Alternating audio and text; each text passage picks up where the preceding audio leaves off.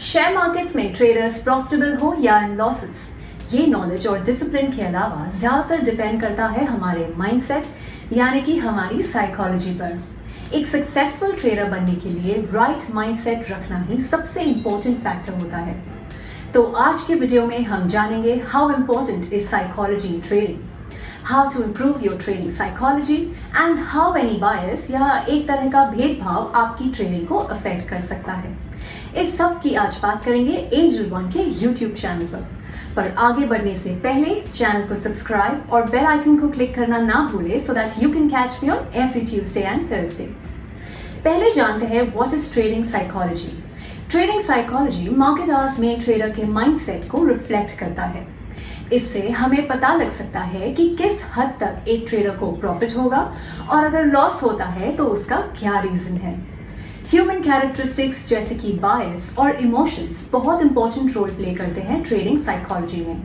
इसके बारे में जानने का हमारा मेन फोकस ये है कि हम अवेयर हो जाए सारी प्रॉब्लम से जो नेगेटिव साइकोलॉजी से एसोसिएटेड है and to develop more positive characteristics. जो ट्रेडर्स ट्रेडिंग साइकोलॉजी से वाकिफ होते हैं उनके पास मार्केट से पैसा कमाने का भी अच्छा चांस होता है और अच्छे से अपने लॉसेस को भी मिनिमाइज कर सकते हैं। But trading psychology her trader के लिए अलग होती है और वो इंडिविजुअल के इमोशंस और प्री डिटरमाइंड बायसेस पर डिपेंड करता है। अगर कहा जाए तो कुछ इमोशंस जो हमारी ट्रेडिंग को अफेक्ट करते हैं है happiness, anger, impatience, fear and pride. आगे बात करते हैं कि कैसे हम हमारी ट्रेडिंग साइकोलॉजी को इम्प्रूव कर सकते हैं। सबसे पहले हमें खुद के इमोशंस, बायसेस और पर्सनैलिटी ट्रेट्स को समझना होगा। मान लीजिए आप एक नेचुरली कॉन्फिडेंट पर्सन है तो आप नोटिस करेंगे कि ओवर कॉन्फिडेंस से कभी आपका डिसीजन मेकिंग एबिलिटी अफेक्ट जरूर हुआ होगा। बहुत बार हम लॉसेस को पकड़ कर ही बैठ जाते हैं इस होप में कि मार्केट्स टर्न अराउंड कर जाएंगे और हमारी पोजीशंस प्रॉफिट में कन्वर्ट हो जाएंगी। But we have to remember कि अगर कैपिटल ही नहीं बचेगा तो कैपिटल मार्केट्स भी हमारे लिए नहीं रहेंगे। और ऐसे इमोशंस को काउंटर करने के लिए we need to start using stop loss. इससे हम पोजीशन एंटर करने से पहले ही रिस्क एक्सेप्ट कर लेते हैं एंड डिसाइड कर लेते हैं कि कब हमें सही टाइम पर एग्जिट लेना है।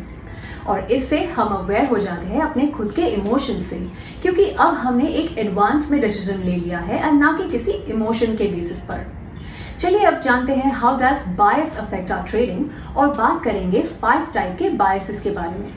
बायस्ड होना मतलब किसी पर्टिकुलर चीज को किसी और के ऊपर ज्यादा फेवर करना।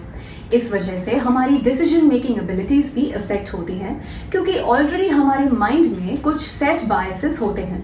इन इमोशन से हम मार्केट में पोजीशंस ले लेते हैं एंड ना कोई टेक्निकल या फंडामेंटल्स के बेसिस पर, बट ऐसे ही कि हमारा मन कर लिया एंड एट द एंड हम लॉस फेस कर सकते हैं। हमें ये ध्यान रखना है कि इन बायसेस से ऊपर उठकर हमें मार्केट्स में एक रैशनल और कैलकुलेटेड डिसीजन लेना होगा। नॉर्मली 5 टाइप के बायसेस होते हैं। फर्स्ट इज रिप्रेजेंटेटिव बायस। इसका मतलब होता है कि हम सेम ट्रेड्स की तरफ ज्यादा इंक्लाइंड होंगे जिन्होंने हमें प्रीवियसली सक्सेस दी हो, और ये हम रेप्लिकेट करते हैं विदाउट एनी एनालिसिस, सिंपली क्योंकि पिछले कई बार ऐसा करने से हमें प्रॉफिट हुआ था। इसलिए भले ही 2 ट्रेड सेम लग रहे हो, हमें हर ट्रेड को इंडिविजुअल ट्रेड समझकर सेपरेटली अप्रोच करना चाहिए। सेकंड इज नेगेटिविटी बायस। इसका मतलब होता है कि किसी भी पर्टिकुलर स्ट्रैटेजी को हम नेगेटिवली ही देखते हैं rather than acknowledging what went right. कभी कभी हम पूरी स्ट्रैटेजी को स्क्रैप कर देते हैं जबकि उसे सिर्फ थोड़ा मोड़ने की जरूरत होती है to make profits. Third is status quo bias. मतलब हम हमेशा पुरानी स्ट्रैटेजीज और ट्रेड्स को ही कंटिन्यू रखते हैं और नए को एक्सप्लोर नहीं करते। ये इमोशन तब बैकफायर करता है जब हम ये रियलाइज नहीं कर पाते कि क्या पुराने तरीके नए मार्केट सिचुएशन में काम आ सकते हैं या नहीं। Fourth is confirmation bias.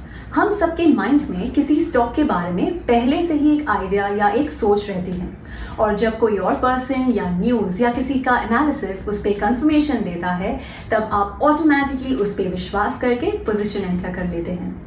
Fifth is gamblers dilution. इसका मतलब होता है कि हम अज्यूम कर लेते हैं कि क्योंकि एक एसेट हमेशा से ही बढ़ते आया है वो आगे फ्यूचर में भी बढ़ते रहेगा, और ऐसा बिलीव करने का कोई रीजन नहीं होता।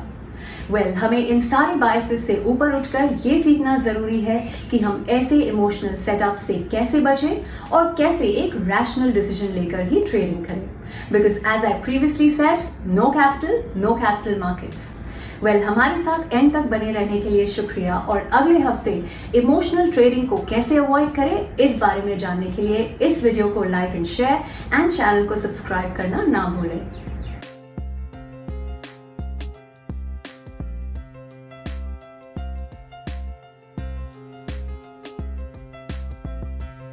Investments in securities market are subject to market risks. Read all the related documents carefully before investing.